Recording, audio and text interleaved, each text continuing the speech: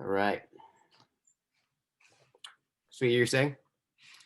Okay, Yeah. so yeah, what were we saying? Well, we were saying that um, there's a kind of ahistoricism that has Mhm. been it's on many fronts, but it's been built into American culture, and it has to do in some sense with the loss of multi-generational Yeah. like cohabitation around grandparents and aunts and uncles, and somewhere around the mid-century 20th century, lots of people on the promise of upward social mobility basically said goodbye to their family, and they moved across country, and they were going to, with them and the picket fence and the dog, they were going to raise the Yeah. 2.5 kids. Right. And a lot of kids then were raised not with their grandparents or their great grandparents or even aunts and uncles, and that loss of multi-generationality just accelerated the already happening technological change in the society. So I mean, the technological acceleration, made for a lot of ahistoricism, but without getting at the loss of the multi-generationality. I think we sort of miss some of that dynamic. But like I said, I was very fortunate to have both my great grandparents kind of on the same road as my parents, and then my grandparents were, you almost see their house from my parents' house. And I basically, in some ways was raised, partly by my grandparents, and it makes me in some way like out of touch with some people who are my age, because I do have more of a bookish, and we were out in the sticks, so we didn't have MTV, we didn't have all that stuff that was happening for, I think, a lot of people who are my age. I'm 50, I'm 52. So I mean, I think that sense of, things were, TV and cable TV and all that kind of stuff was really big for many people when I was that age, but I was more outside and with family and stuff. So But anyway, in some ways, I would imagine you can kind of maybe even kind of see it more, right? Because when you, I would imagine, when you went off to college and you moved away, like in some sense, right, rather than just being born with cable TV, right? Like you were able to kind of see it on some level. I would imagine that's maybe been helpful in getting a grip on the notion. Weird, like I really like the book The Shallows by Nicholas Carr, but when he tells that the narrative of his experience with computers, again, it's just so different than my experience. And I like that book, and there's so much to be said about, what the internet's doing to our brain, and our brain is being rewired for this sort of light surfing across the just the shallow, bits, and we're really spread out, but we're not deep and slow thinkers. We're not really we haven't learned to do that. We've lost some of that book culture. But I think, his account was sort of like this, his father was really into, his whole family were into computers, and he remembers having a computer as a young person. I did it. I went away to college again against my parents' wishes, where they went, you're not college material, kind of stuff. I was sort of, and they gave me a typewriter that had, I think, a 16 character display on it. Like you could type it, you could see before they I mean, we're some of the, we're of that last generation that remembers the big yellow phone in the kitchen with the long cord, and, like what life was like before the phone. Even today. I mean, I have one of these. I got a flip phone. Oh, wow. Wow. Phone become those stuff. Right. Here, I'm gonna take this off. Hang on one second, Mike. Okay.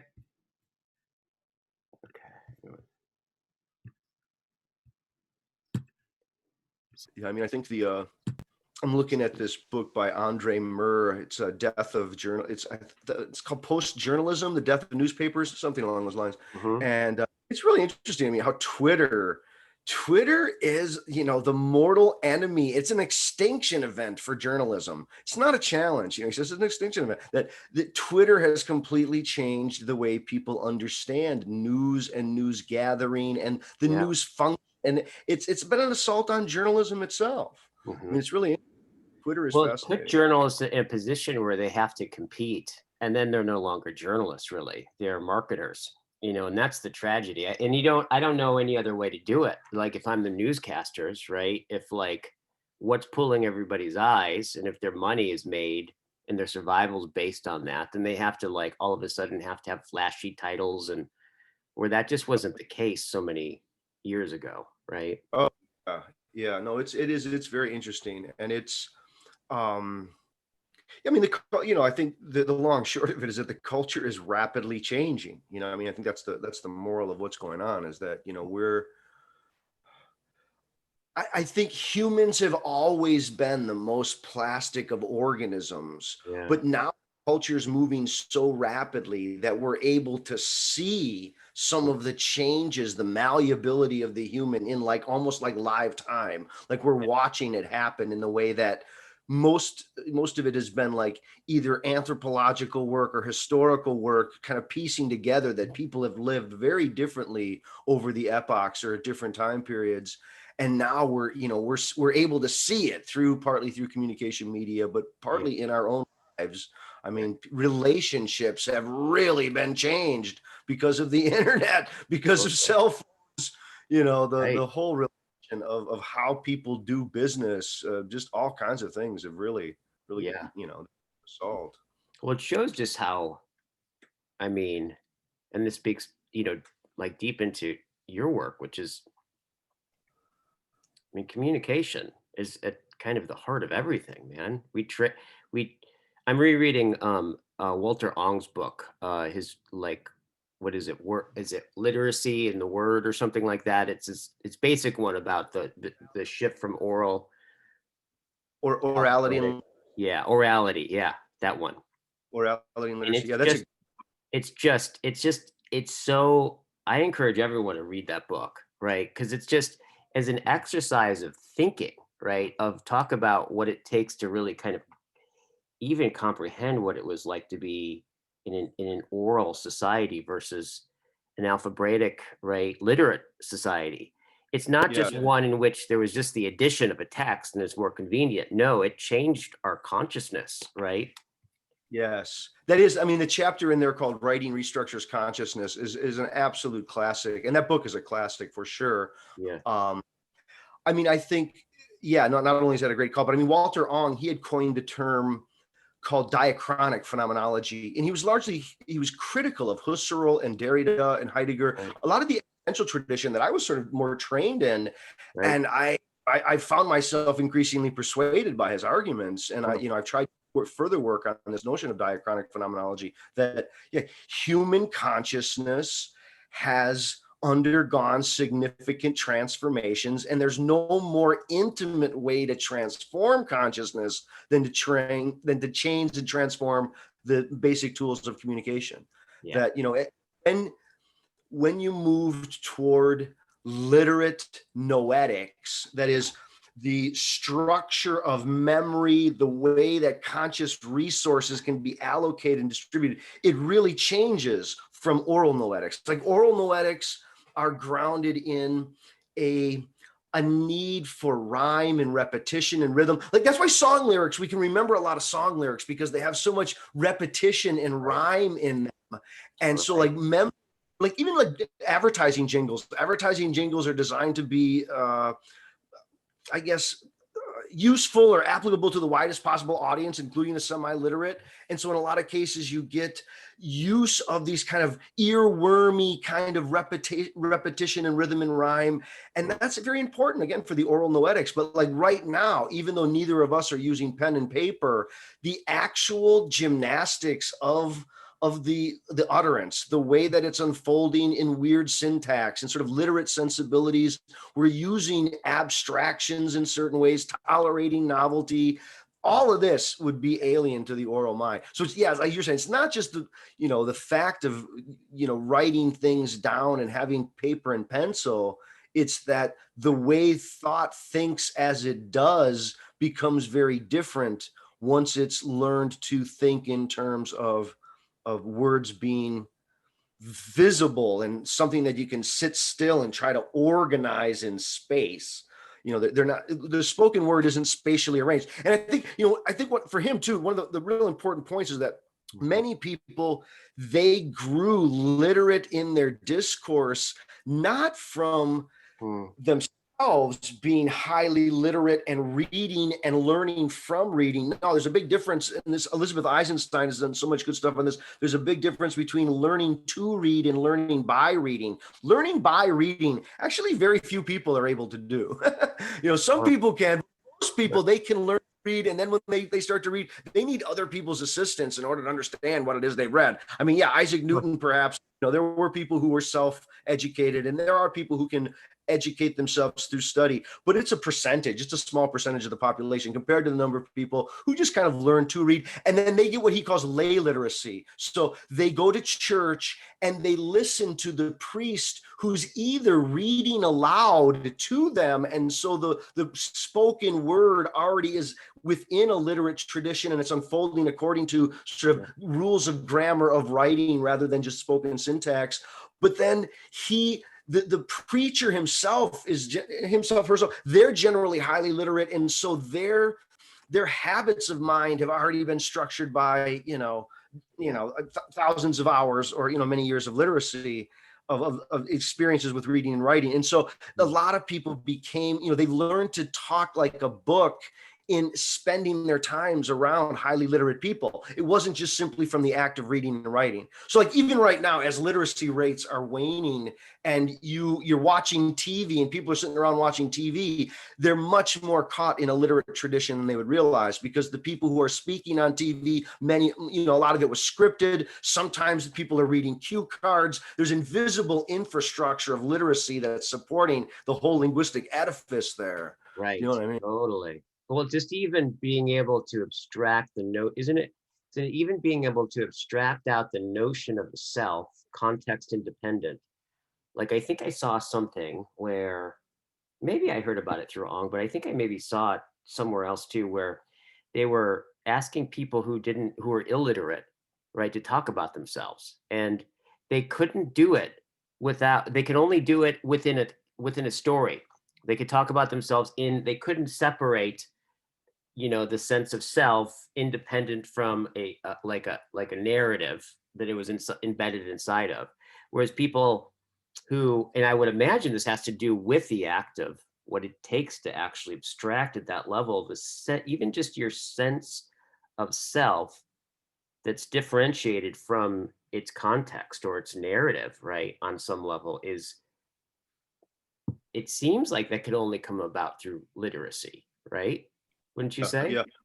Yeah, no, I think there's a lot to be said there. I mean, some of it is, for Ong, just sticking close with Ong. And I think, the support for your argument would be people like Eric Havelock. His book, The Muse Learns to Write, has wonderful stuff on the way the knower and the known were separated in the Greek tradition, partly through the onset of literacy. But I think like for Ong, it's really important to do some of this, like, really fine-tooth comb work on the difference between all the different forms of writing, and particularly like pictograms and ideograms and those forms of writing versus alphabetic script.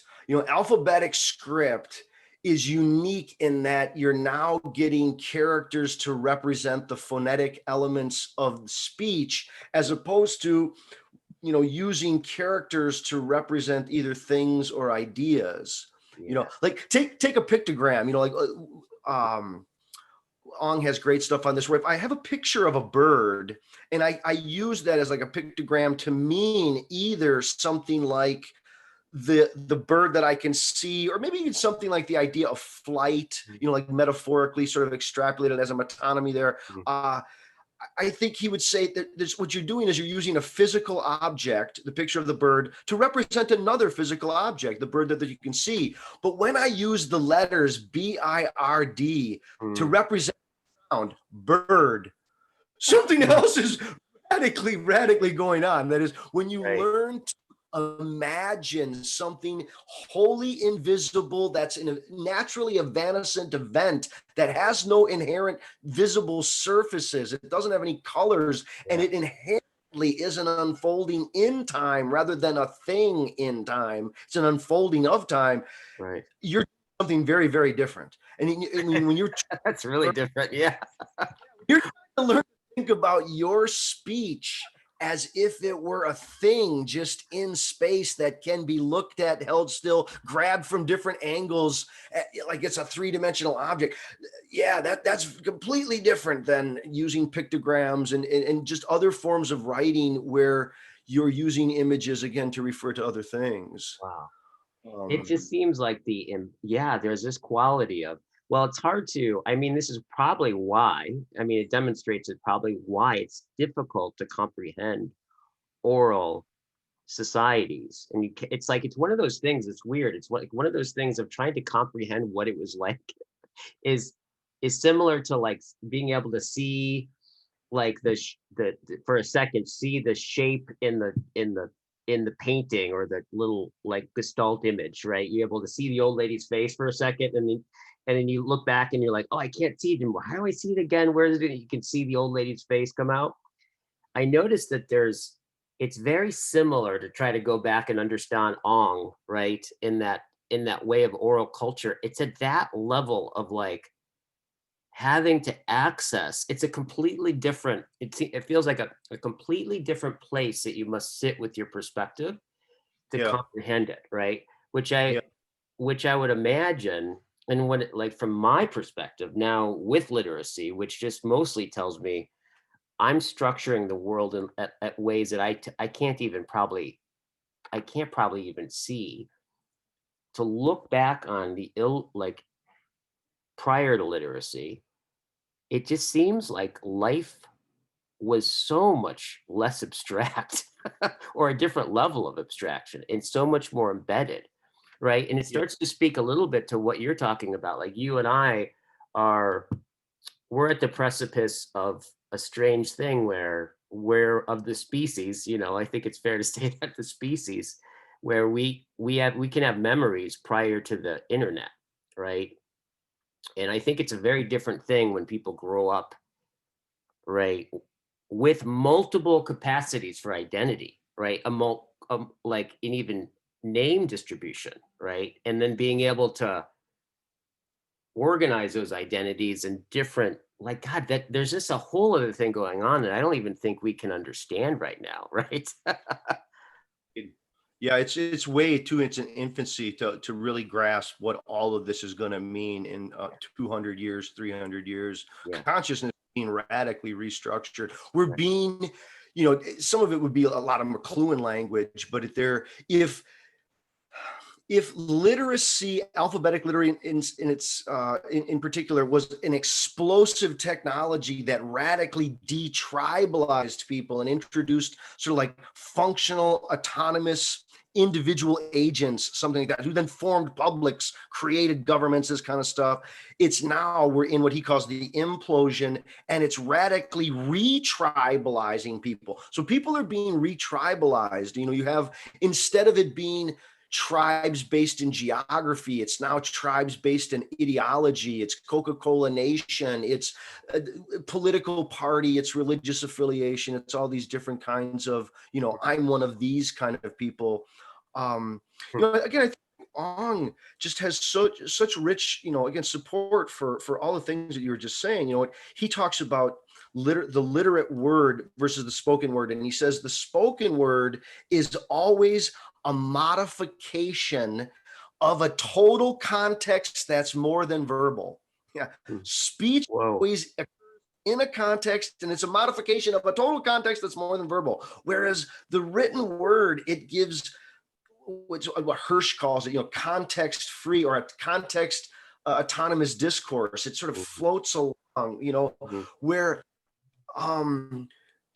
we, when we're thinking about what we're going to say to one another, we're like imagining like possible interlocutors maybe who aren't here right now. Whereas I think, in the oral mind is so geared toward the particulars, where like here'd be a different way to say it, that the oral mind, it's sort of like the speech itself is an expression of like the person and of the attitude and the character. And so much of it has to do with feeling, and are you with me or you're against me? Yeah. So I'll speak things in a certain feeling kind of way, and my feeling is the dynamic part that's really the most important part. And are you with me or against me in terms of how I'm feeling about something? That's Yeah. the oral sensibility. And Huh. it's often caught within contestation and this kind of, you know, antagonistic forces. Whereas the literate mind, like the two of us could be sitting here and it's almost like we're disattending to the voice, we're disattending to all of the particulars of facial expression, animation, and we're just trying to abstractly think about the content being conveyed between us. Like we're denuding all of the existential gesticulating Yeah. animal from the event and trying to think about it as it could be represented if it were just written down and we were reading a transcript. You know, we learn to interact like we can have an argument in a very civilized way. Well, I do say, sir, I beg to disagree with the position you've been offering, and we're doing this kind of stuff. You know, Right. it's so Right. on this again, this very abstract character that's removed from the gesticulating animal feeling and looking for Yeah. confirmation of alignments with it itself or not. Wow. This brings something to light. You're starting to, like, what you're pointing to has been what I've been trying to figure out for a long time, which at some level been trying to figure out what my profession is, right? Which is circling, but what actually it is, like why it's spreading, why people are attracted to it, like, and that hasn't been so obvious to me, but I'm starting to realize, and I think you're pointing to it. Circling is basically a relational practice, and it's even that I'm really starting to see it as like, well, that it is a relational practice, but it also points to the time that we're in, and it's precisely that kind of non-abstract encounter, right, with the other, and that kind of like attuning into the feeling. Are you with me? Or are you against me? All of those kind of like, like embodied, embedded, right? The dance of relation, like where I'm from, and especially because I'm from Chicago, I'm from the Midwest too. So I have like my grandparents had a few generations back, right? I had aunts and uncles that lived there my whole life. So there's a kind of sense in which there's more of that in my history than people who like say or grow up in the internet, right? So I had a hard time actually understanding why circling really, really evolved to be a I thou practice, because it's basically it's isolating that, right? To stay in that like a yoga, right? The I thou and that embedded, embodied kind of sense to things. And I think you could only have that with the internet, because I think the internet, and I think it actually started, like I think it literally started probably with the answering machine, right?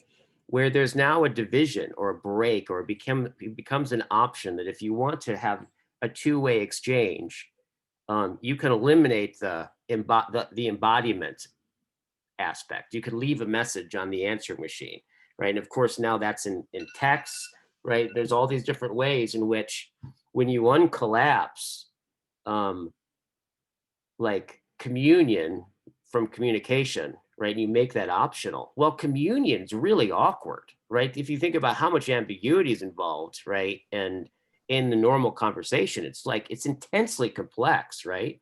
And there's so much Yeah. vulnerability just in the most simple conversation. So if you can eliminate that or make that an option, people are just going to text. They're just going to email rather than have that actual lived exchange. However, if you look at, well, how do you even know who you are?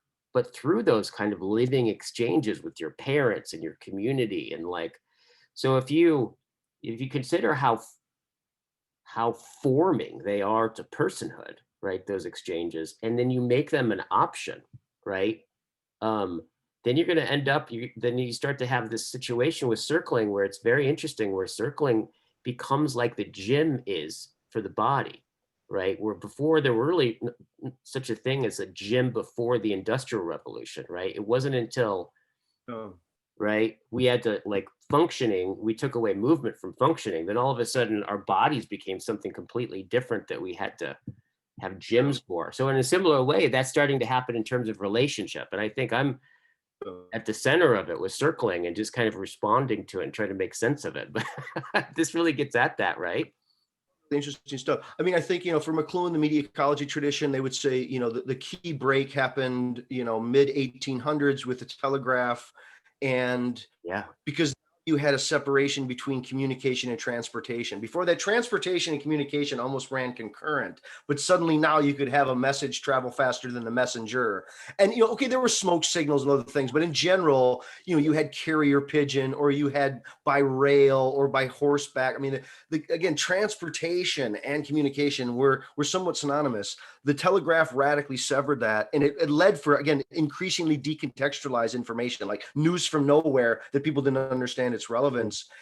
And, I think, what you're sort of getting at again is this sort of wonderful way in which people are yearning for this recovery of the negotiation of identity in face-to-face ways with the multi-leveled, multi-channeled, multimodal kind of communication that we can have. I think of people like Alfred Schutz with his notion of growing older together, that there's such a difference between a text where I send one to you and then you send one to me, and we're sort of texting back and forth, versus right here. Now, we're not face to face, so this is not really meeting Schutz's definition, because we'd have to be fully face to face, but we're at least having the sense of being in a shared time where our interaction is allowed to sort of unfold spontaneously with regard to what the other person just said. And so we're having all the kind of dynamic. I want to be, before we go on to this, I just got to get this in, is that I think part of the issue of how this came about was that before, it used to be the phone was in the kitchen. We all had the big yellow phone in the kitchen with the long call house, right? When you called their house, you knew what you were doing. Then and again, you were calling their house, and you had a sense of what time it was. Was it dinner time? Was it not? But once you had cell phones, now you no longer called a resident, you called a person. And because you'd have the phone on them, it felt like such an interruption to call someone. People were like, I can't talk. I'm in the middle of a meeting. I'm doing this. So texting became the next go-to, because a way to keep in contact with someone, knowing that you're reaching a person rather than a location, but it wasn't as interruptive. And I think a lot of people tried to deal with that space, but they ended up with really, not the kind of relationships at all that they wanted. I think, one of the ways to get at that is like, if you're hanging out with your friends, or, your significant other, you could just be sitting quietly on the couch, just kind of watching the grass grow. You're just sitting there. That's the relationship. But when a relationship's been reduced to texting, you start to you text and I text and you text and I text, and we start to feel like relationship is all this work all the time. Like, unless we're actually doing the communicating in the labor of it, we're not really in a relationship. And you feel like going, oh, well, no wonder young people are so exhausted by relationships, because they align relationships with all this kind of texting back and forth. They don't know how to just be with one another. They don't know how to just hang out. And you said there's one thing that you said you did I think it ended up being one of your most popular videos, was on where you were talking about Facebook, and you had just hadn't been on it and went to go check it out, and you're reporting back on what you thought of it. And then I thought it was really brilliant the way that you started to talk about the sense of the break in the continuity, right, with the body. And then the self-confiscation, where you talk about, you kind of leave the reference point of being a body, of the flow of time happening as your body, to being an other for other, right? And then you drew this connection between self-confiscation, right, and the yearning, and then the identification with being an other for another, and then Facebook being, in this example, Facebook being I got the sense of like the narcissistic play on making sure of that that who I am in your mind is who I think I want to be for you, right? And that's how I know whether or not I am, versus this kind of this like loss of embeddedness in your environment. Yeah. I mean, I think, I guess I would say that, for me, the best source on that is Morris Berman, his book, Re-Enchant the World, where he talks about the basic fault. And we lose that somatic who we are as a body and we start to identify with what he calls the specular image. Yeah, how I'm seen with others. And I think that's, in some way it's a normal process in developmental psychology that we learn to be aware that we can have food on our face, or our pants needs to be tucked in even though it's behind us. So we start to learn again that not just that there are other people, but that we're others for others. But I think, what happens is that where, for Mead and some of the early psychologists and philosophers of self, he would talk about the generalized other. So I start to generalize an other of, and I start to police my behavior according to what I think people in general would esteem or approve. And I start to think about myself in those generalized terms. And Facebook becomes a kind of institutionalized, generalized other. But the problem is that, it's no longer behaviors and characters and qualities of self. It largely is a series of surfaces and images of attitudes and postures. It's like or not liking it. I mean, that's what's funny. Like things on Facebook. You don't say why you agree or why you disagree. You don't give reasons and try to clarify. You give a thumbs up. Right. Totally. Yeah. So it's like well, this is kind of this is what's just so interesting to me about this sense of being an other for other. And I get what you're saying. You're right. There seems to be a normal developmental sense in which you do part of, I'm sure it has something to do with brain development too, of being able to abstract out that actually there's a guy over there that if I don't know that you hate me, right? If I'm not tracking that, right, I'm not going to be able to be attuned to you, right? Let alone to what's happening. So there's a sense in which, but I think what you were pointing to is not that. It was like when that becomes the only source of my identity, right? Yeah. Of that when I become completely identified with being my thought about your thought about me, right? That becomes a real different game. You were talking, I think, one of your earlier videos about double bind and some of Bateson's work, and like Bateman and Jackson, their book Tentative Axioms of Human Communication. The book is called Pragmatics of Human Communication, but the chapter in there is called Tentative Axioms.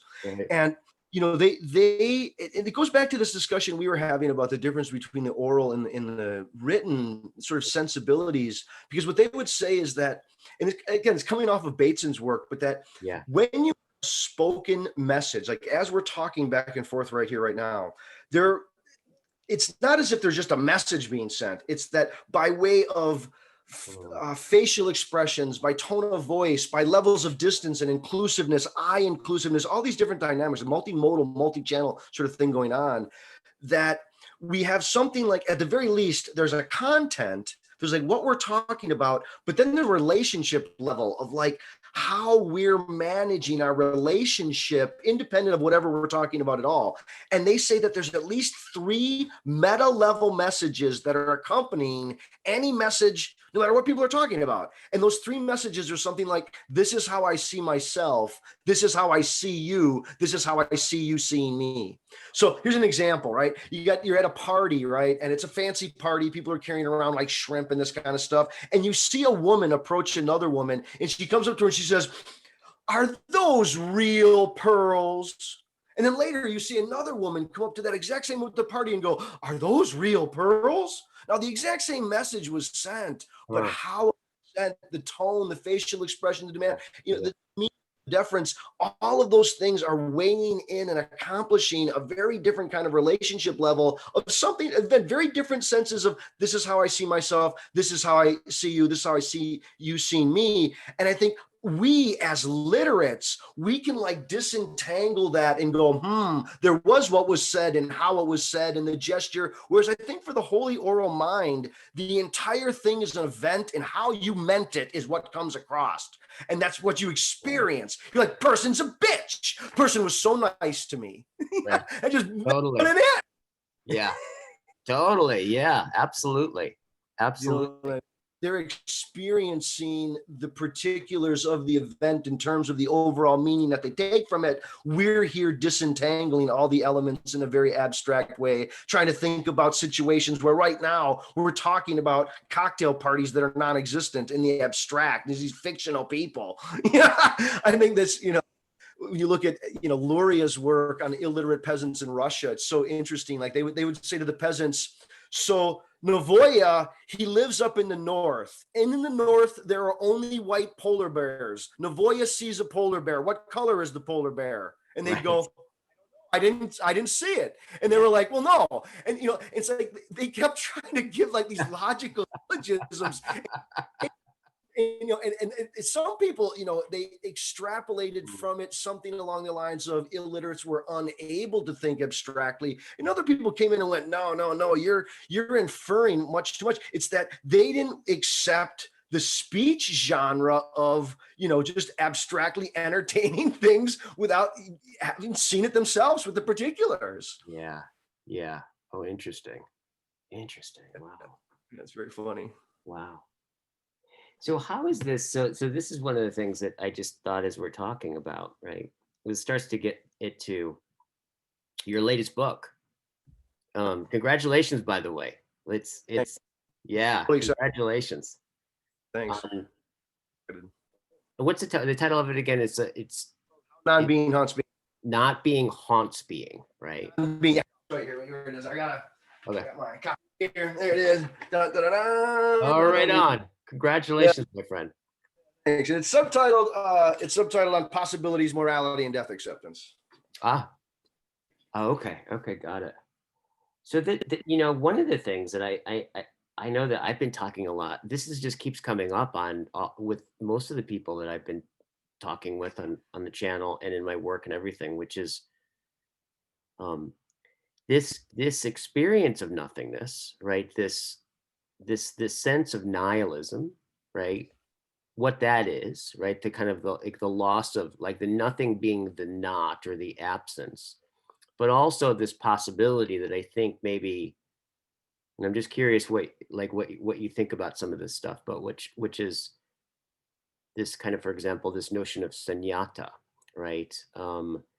Where it's really about it's something different than just nothingness, or it's nothing with a different angle on it, right? Which seems to be actually grants a kind of profound, like the deepest sense of the meaning in a certain regard, right? And those, I think all of this really connects there. But I think I would imagine that one of the things that comes up for me, and this is where we started talking in the beginning of this conversation, was recently helping my mom move to one of these retirement communities and thinking about well, here she's confronting the ultimate nothing.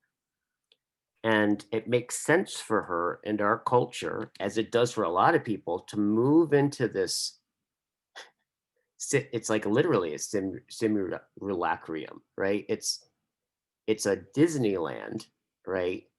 Where they go around in golf courses and everything is built to look like something that doesn't actually exist, right? But it's kind of built, and then people kind of go and to go die there, right?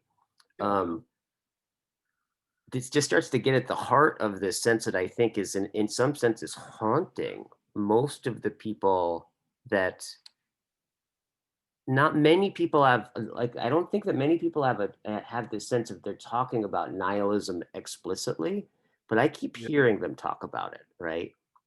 Yeah. It's underneath our everything, right? Yeah.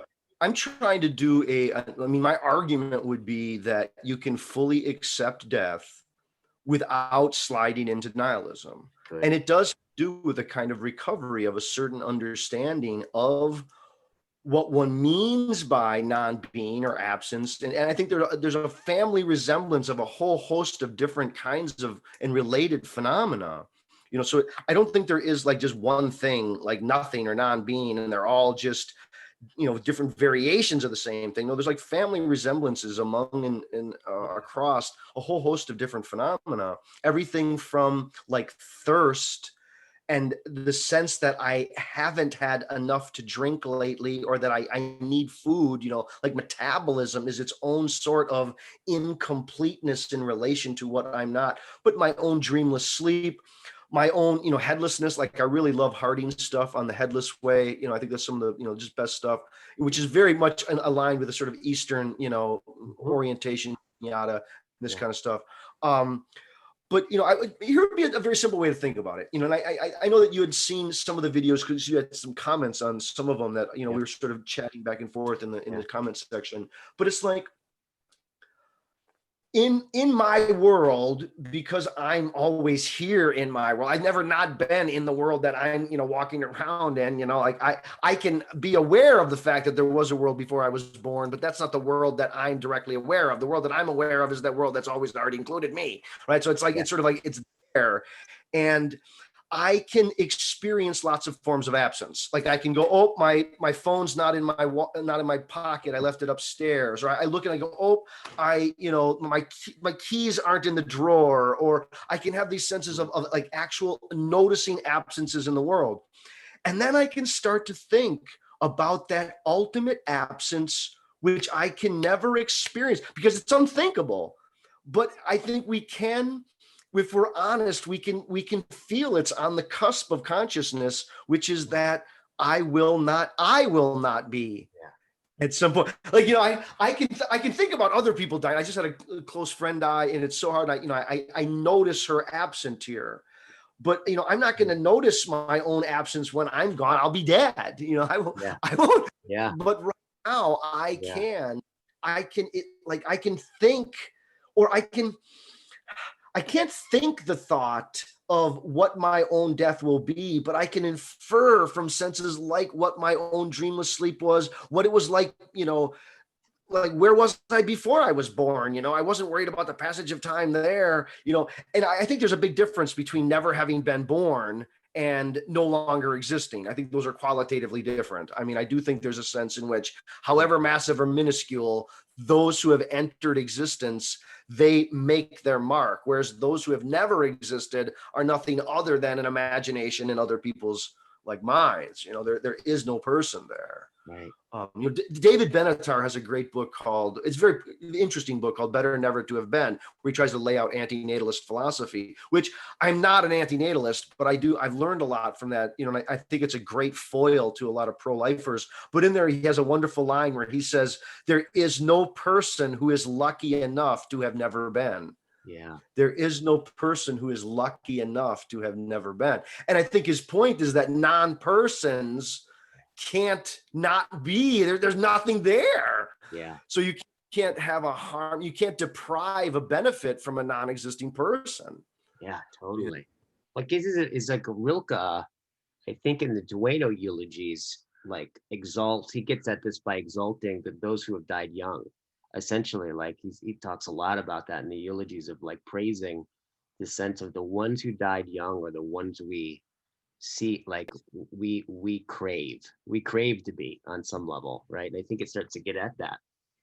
Yeah. I mean, if I had to like, boil it down or something like this, I'm very skeptical of religious dogma and of scientific dogma. And the religious dogma, which basically says you have free will, but only because God gave you free will, because this is a big trial and you're going to understand it all afterward when you're facing God and judgment is served, all this kind of stuff. And then on the other hand, like the scientific view, which is sort of, the physicists are going to explain to us eventually how it's all epiphenomenal and that free will or agency or choice are just illusory. And I'm kind of a ping pong ball on water, just following out, the concatenated causal sequences that are pushing me along from the past. And I'm like, no. I think we can find room for real agency and for real accountability, and however humble it is, but it has to do with the way the body folds back upon itself, that relations are as real as things, although they're not things. And there has to be a kind of non-being infecting the world. And it allows for questions. It allows for the deliberation of what not to do. Like we have the word no and don't and the thou shalt nots of the Bible. I mean, all of these ways of like negativity with language, they open a time in which I can deliberate and say, should I say yes to the thou shalt not? Should I say no to the thou shalt not?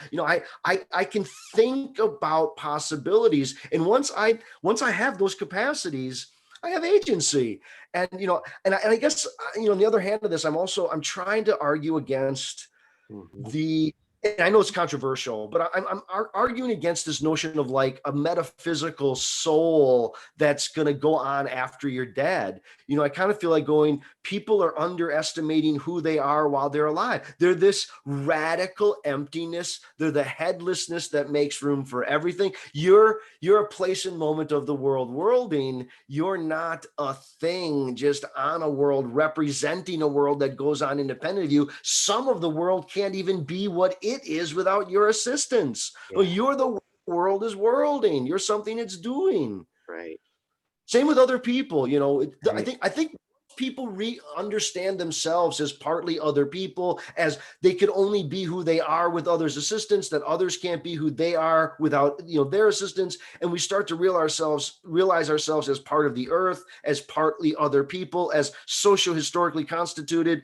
All that other stuff just starts to wash in insignificance. And I think there's like a new kind of deep gratitude for having been invited to the banquet of all banquets, life itself. I Yeah. mean, what people want?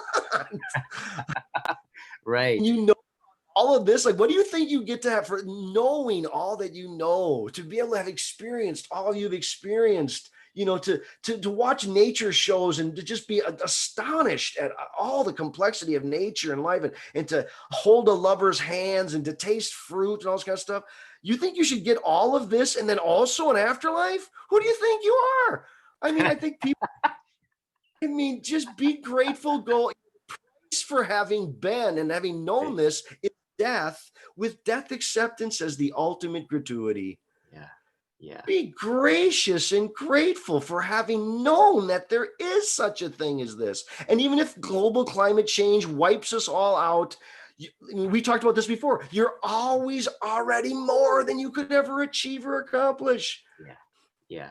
Yes. And yet people need to understand that at a deep level. Yeah. I think they could, you know, maybe stop holding themselves hostage out of anger over the fact that they're self-aware and finite, and maybe start caring about other people a little bit more. It ain't about you. It ain't no big test rehearsal for you and about, I mean, the entire culture is all about, it's me. It's all about me. It's all about, you know, in my, you know, it's just bizarre. I remember my grandmother saying stuff like, well, when I die, I got questions, and boy, I'm going to get my questions answered. I'm like, no, it's never going to happen, Grandma.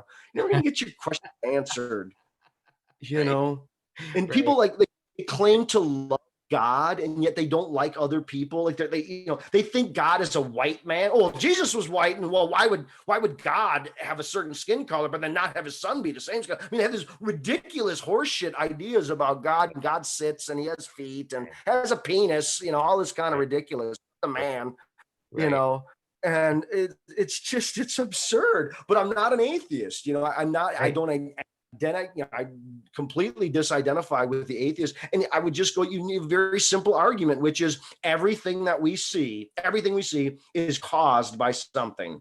I am not the cause of myself. Other people brought me into existence, and we can go back. But there has to be, at a certain point, something that was not caused by something else. You get a non-contingent ground of being. You just postulate it logically and go, there has to be something that is a non-contingent ground of being. Let's just call that God. You don't need dogma. You don't need virgin births and talking snakes and divine intervention and afterlives. You just Yeah. need to go, there's something inherently logically paradoxical about, you need some ground point there. Otherwise it just gets confusing, and science calls it the Big Bang, or, you know, the singularity that was there prior, you know, the pure symmetry that was broken, whatever. There's different ways that people could talk about it, but, you know, that's, for me, that's all you need. You need an orderliness, and that orderliness can be intelligent. You don't have to have a being. It doesn't have to be sentience. Orderliness can be intelligence. Take math.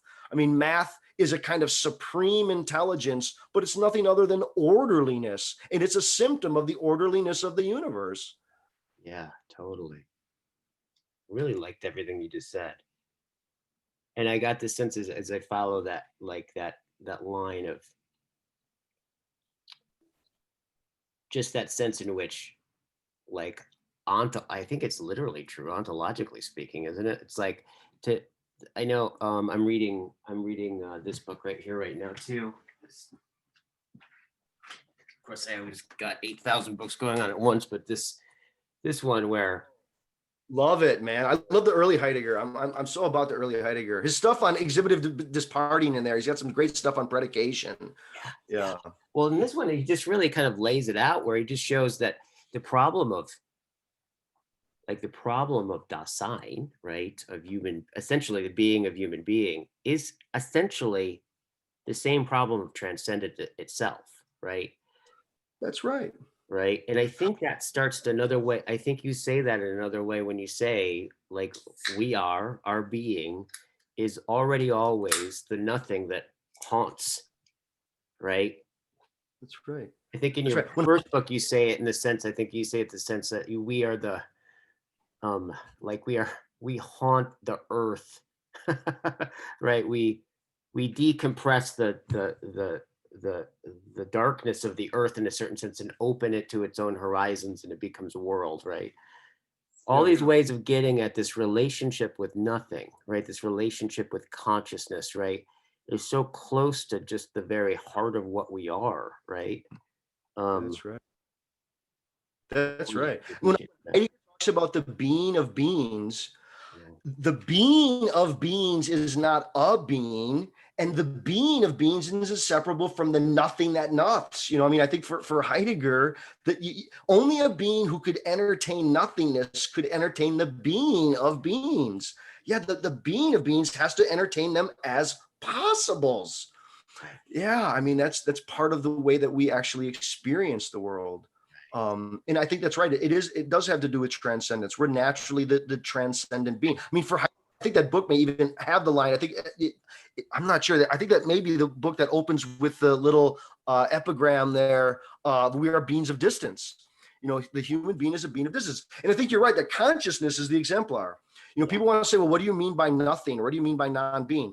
Consciousness. I mean, when Sartre writes being and nothingness, and he basically says consciousness is being for itself rather than being in itself. And then he has to introduce this problem of being for others because it is a tripart ontology. And I think that's right.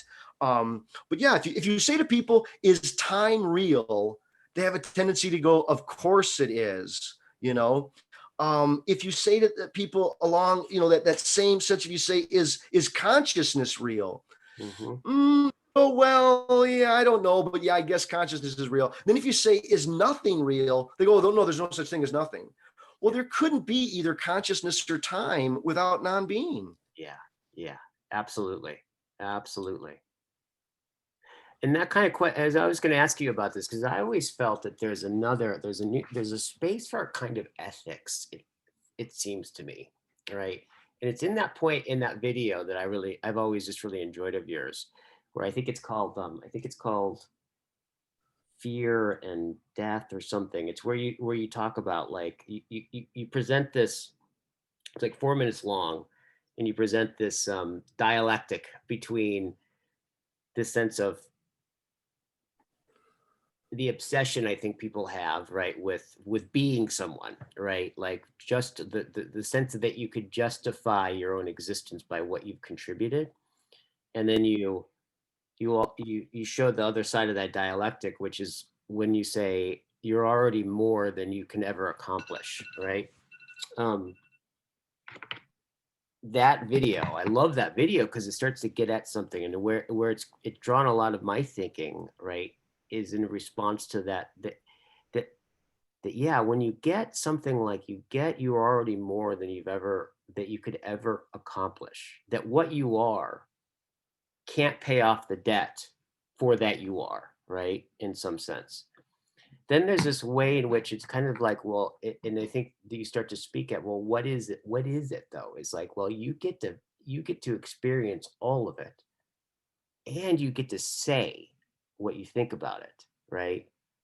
That testimony to the for what you could say, you are an unqualified clear, like you're an uncreated, unself-created clearing for the occurring world. It always sounds to me like, well, it seems like that there is an ethic in that, right? And the ethic is something like do everything that you can to be as a profound observer, right? To be a, I don't know, it seems strange. It's like it's a clumsy way of talking about it, but in some sense, it always struck me as like when I'm working with people in circling and we're talking, they're working at, and I'm teaching them try to be better listeners, right? To be more poetic in their understanding of something, like their the training and opening their senses, right? And all those kinds of things. I was thinking about that like, why is that those kinds of aspirations, right, inherently, in some sense, transcendent, right, and almost religious, right, in implication, right? And I think it starts to get at this sense that you get at in that video, and I think probably in your book, like in pretty much all of your books, right? To me, which is, not only am I the nothing, where all sub things get to happen within that horizon, right? Including myself, right? But that there are things that self can fold back on itself and have a deeper relationship to it. And what ends up showing up more, right, is others, right? This sense of being of service to the world, of being like more of a profound observer. And of course, you're like the depth of your the depth of your observation is going to show up into the depth of your responsiveness to what you see, right? In Yeah. some sense. But I always kind of sense this. You can hear me kind of struggling with it, but I have always kind of felt like that there's a real place for a kind of ethics, I think, Yeah. in that sense. Can you speak to that a little bit? What do you think about that? Right. I mean, Joseph Campbell has some great commentary on this where he says that, Western religions and Eastern religions, they vary in a lot of ways, but one of the main sort of broad differences is that Western religions tend to be ethical religions, whereas, Eastern religions, they tend to be reorientations to self-understanding. They're trying to get people to, again, to understand themselves in a Yeah, certain way. Whereas I think Western religions have a tendency to give a lot of prescriptions about do's and don'ts and this kind yeah, of stuff. Um, I guess I do think there is an implied ethics, which is mm, it has to do with the kind of openness that comes and a kind of gratitude and a recognition of oneself as on loan to oneself and trying to be a good steward to what one's like when one is a trustee to a kind of cause that's beyond oneself, and you're a steward to it. And I think the more that one realizes how much they're indebted to others, mm, there's a kind of liberation that comes through that recognition of the indebtedness. yeah. And it's, it's, it sounds so silly, but in some way it's about sharing and taking turns. Mm, It's about sharing and mm, taking turns. It's mm, so simple in ways. mm, People they've lost their sense of who they really are. They think they're too, they become too big for their britches. They think it's all about them. And I think if they would have a deeper, more honest sense of self-understanding, they give up on some of these like phony chintzy forms of transcendence, which is, oh, you have keys to the executive toilet, or you have a fancier title than someone else, or like this. And they'd be really interested in those robust forms of transcendence, contemplating the ideal, growing themselves in spiritual potency, again, seeing how much they can open to others in that sort of loving struggle of difference. I mean, there's so many different avenues to chase it out. But I mean, I think, some of it is that some people are trapped with a kind of love of money and a kind of greed that isn't a selfish greed as much as it's a scared animal trying to be important when it's bought a narrative that it's this shrimpy little sack of skin. And so it's already trapped in a trivialized sense yeah, of self. And then we end up, trying to give this ethical shake about, don't be so greedy and don't do this and don't do that. Whereas I think if instead of trying to tell people what they should and shouldn't do, instead you really help them understand themselves differently, right behavior just flows out of it. yeah, right. Because we can't not. That's one of the things about it. If you are on some level of, if like ontologically speaking, I'm always already running ahead of myself, right? And beings happen in a horizon that I, in some sense, provide, right? And I don't identify with one of those as like one of those things, but I identify more with that those horizons per se, right? Um, there's a way in which you can kind of always we can always say that we're really not things that then act, right? We're more like we find ourselves already in a response to an understanding, right? And that's and so because that's always been a sense in which I notice with working with people, like, and coaching them and stuff. It's like it's so interesting because I've noticed I can ask people who they are and they'll give really intelligent answers, but actually they really don't know until they respond, right? And and that's usually where all of that we actually find out who we are is like you do something, you have some goal and you start heading towards it, and everything that gets in the way, the obstacles, which is the path, right, gets in the way. And like, of course, as a coach, what I'm there to do is basically have a conversation with them when they hit that obstacle to relate with it more profoundly, right? And always the response is that usually the obstacles that they partake have one to do with like deep senses of self-identification, right? That get challenged in those things, right? And if the overcoming of them has so much to do with them kind of starting to own in some sense what what they couldn't own about themselves, but they start to learn what they understand who they are, not by what they think about it, but by dealing with the breakdowns, right, in all the relations, right, that's calling to them, reveals all of their limitations, all of their, in terms of how they understand the world. And so you end up, it's really cool because you end up having these profound conversations that actually them, like them accomplishing some goal that they want. What they actually have to do is they have to realize themselves through the process, right? Through all of that. I think so much of that Sartre, I think of Bakhtin, Bakhtin's sense that, we don't really coincide with ourselves. We look at other people, they look like they coincide with themselves. Whereas for ourselves, we're always, there's some project still outstanding. Yeah.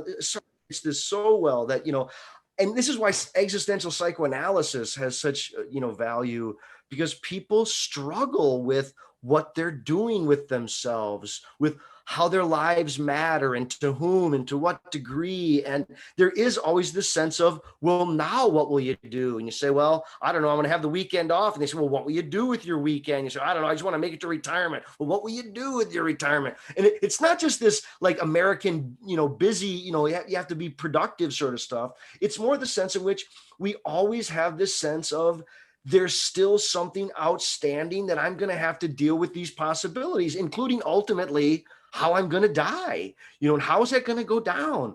And it's, when you go to like oncology wards where people have, they just received you have stage 4 cancer. No one wants that diagnosis. No one, no one wants to hear it, but I think more than people realize, it's a different response than I think some people think that they're going to hear that and they're going to be just like panic, like, oh no, I'm dying, I'm freaking out. And there is that, but there's also this like, there's this like deep Yeah. relief of, I am not responsible for doing something with my life anymore. Like there's this whole relief of like, Yeah. I'm officially in the stages of I'm dying. Everyone else can just screw off. My priorities are very clear right now. Yeah. And it's like, I'm just, I want to talk with my friends, get my stuff in order. And there's this, again, there's still stuff outstanding, but the burden of life, life is this massive burden of, what will I do with myself? How will I, and it's this transcendence, this time issue. I'm time. So how will I pass time? Philip Zimbardo's got such great stuff on, addiction, and addiction being time disorders, because people don't know how to pass time. And whether you want to go to Zig Mahali stuff on flow and getting lost within things and the time just disappears, or you could talk about the way that we feel the drag of time and boredom, and boredom can just be so painful because time just sort of stands still. Yeah. there is this sense of which we're being these possibilities, which means that we're sort of open to the non-being there. We're open to the nothing. Right. And I got that nothing going way of on. being open to the nothing starts to get Yeah. at everything. So interesting, right? Yeah. I Like, mean, Heidegger hits at it so well in those early lectures where, I think when in a lot of his like formal writings, not the lectures that he gave, like, when he did the Kant book and when he did the What is a Thing and some of these other stuff, I think he was still committed to like anxiety being the true mood that discloses non-being. But I think the earlier part where he's talking, his earlier writings where he's talking about boredom, he didn't do enough with boredom. I think boredom, like profound boredom, what are you bored by? Well, it's nothing. There isn't anything in particular that's boring. It's like the whole of everything, which it's, yeah, whole in addition to the things. Well, sure, the whole is nothing. right, right, right. And we start to look at Tulsa, I'm wondering, so this kind of sense of nothing, right? This deep sense that we're talking about, and love. Like I had a friend, that talked about this, is that, in some sense, like this kind of um this openness that we are, this nothing that we haunt the world with, right? He really made this connection, right? Like really what that makes room for is a kind of unconditional kind of love, right? Um, Through all of that. And I'm just wondering, like, what is the connection? Do you have much of a connection to love through some of this? I Where mean, does I that guess, come into play? this goes back to, if I think of you as an object and you're just a thing in the world, my love for you is very different than if I see you as an opening of possibilities. That is, Sartre's so good on this, where he talks about when we want we want the love of a free subjectivity. We don't want the love of an object. The we want the love of the other that's freely choosing to love us back. So, I Yeah. mean, the sense of freedom and non-being and love are in somewhat made synonymous there. That if you weren't free, at least in some way, we don't have to talk about some super metaphysical freedom like from on high. We're just talking about the ability to deliberate possibilities and choose among those possibilities, meaning some of them will not be actualized, and that's a fact, right? Love only happens under those conditions, that without some kind of possibility of being withdrawn, without the possibility of it disappearing, without it being fragile and finite, I don't think it could be real. Now, again, you can have like religious people go, oh no, there's an infinite love and it's boundless. And we could talk about, is orderliness a kind of intelligence that we're going to call love or beneficence or something? Yeah, maybe. I don't know. Life is horrible. It's a horrible, beautiful spectacle. It's not all rainbows and kittens and puppies and this kind of stuff. I think we're witness to the majesty of it, but it's a horrifying majesty. It's absolutely horrifying. I mean, Jesus Christ, we're fancy worm food and we're going to die one day. Right, right.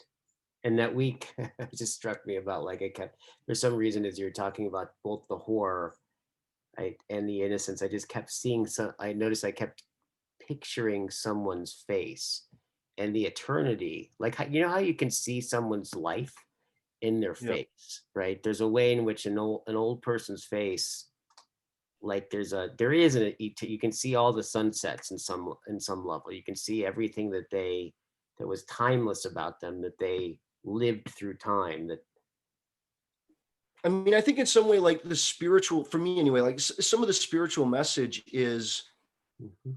can you, and this is Joseph Campbell, right? Can you joyfully participate in the sorrows of humanity? I mean, this is the Christ image, the Christ myth, right? You take a person who's done nothing wrong, who's been wrongly accused, humiliated, unjustly treated, and the whole time kind of goes through it and is able to accept this mistreatment. And it's sort of like, the ability to love even the horrors of the world it's almost like that.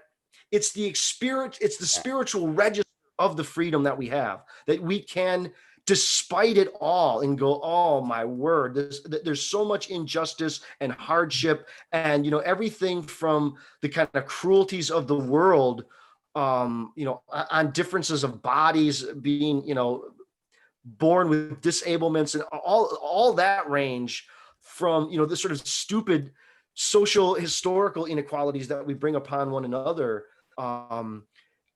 But to be able to see it and to also say, man, it's horrible, but I still can affirm it, partly because of the ambiguity of it. I don't think we can round it out one way or the other. I don't think life is either bad. I think that's the illusion. It's beyond the infiniteness of the ambiguity, right? Which is, in some sense, line by Chorin says, we are much closer to God than God is to us. I sometimes imagine like a really huge circle, this massive circle, and then this little tiny circle inside the circle. Yeah, we're closer to God than God is close to us. If you want to have that sense of, I mean, I think there can be there's a radical asymmetry involved. Yeah. But there is that, and there is that, there's something about it as we're talking, I'm just getting this sense of just this memory of just being with like some of the most profound moments with people some of the most profound moments of their lives have been precisely in them and together looking at the most horrific thing, right? But I think what it is, it's like, it's always struck me, well, why is that so ecstatic, right? Like there's something extremely ecstatic about it. Yet what we're usually looking at are these moments where they failed, like, or where someone died, like these moments of like where we're sitting together, they're talking about their lives, and we're looking at the most tragic thing. But I think what I kind of got as we're talking about this was, I'm kind of starting to realize like, oh yeah, it's that we're looking at it. It's like, it's that occurs for us to look at it voluntarily. It communicates something, I think, right? I mean, I think Seneca is so good on this, where he talks about, the trials and the hardships and the adversity, the value of adversity in life. And you get this sort of Leibnizian, the Voltaire, and you get the Dr. Pangloss with the best of all possible worlds kind of stuff. Again, sort of misinterpreting, I think, what the Stoics were saying, that, to talk about the world being the best of all possible, at least in the ancient Stoic sense, was not that, the world was always free of hardship and was always, beautiful and wonderful and kind, generous and easy. No, it's that one is able to demonstrate that one has courage, because without real trials, you can't prove that you have it. You can't prove that you're generous without having to actually face the trial of seeing whether or not you're generous. Like when you were talking again about this issue of character and discovering who one is in response, without some of the kinds of just horrible aspects of life, we couldn't discover ourselves as having some of those virtues that we are capable of growing and cultivating and showing. Right, totally. Well, just even becoming like this kind of connection between character and virtue in the virtue sounds like something really simple, but I've noticed when you're thinking about virtue, it's incredibly complex, right? Of like the sense of where is the virtue exactly, because it, in some sense, it speaks to you from the future, and it calls you to be what could be, but it's always ahead of you in some way. It's this trippy temporal thing that goes on, but yet having them is the difference between, well, it's kind of like, in some sense, has everything to do with the way that you become a character, right? Having character. There's so much on this, again, with Sartre, he says that kind of nothingness secretes itself between my present and my past, so that there is any decision in my past that can own the responsibility for my present self having to decide. It's not like, the gambler who has a gambling problem. He can't go, well, yesterday I said I was done gambling, and then rely upon yesterday's decision to carry it out today. There is this sense of transcendence where I'm having to continuously make it fresh. This is why Wittgenstein says courage is always original. Anytime you're courageous, you're going to have to generate that courage originally again up in this particular situation now. Right. Wow. This is a great conversation. I really appreciate you coming on. Hey, it was always fun, Guy. I really appreciate it. A lot of fun. Absolutely. Yeah. I'll put a link to your book in my show notes and stuff like that. And if you want, I'll send you this video if you want to upload it to your channel. I'm sure people would love to see. Yeah, you want me to? Upload it to your channel. I'm sure they'd love to see it. Yeah.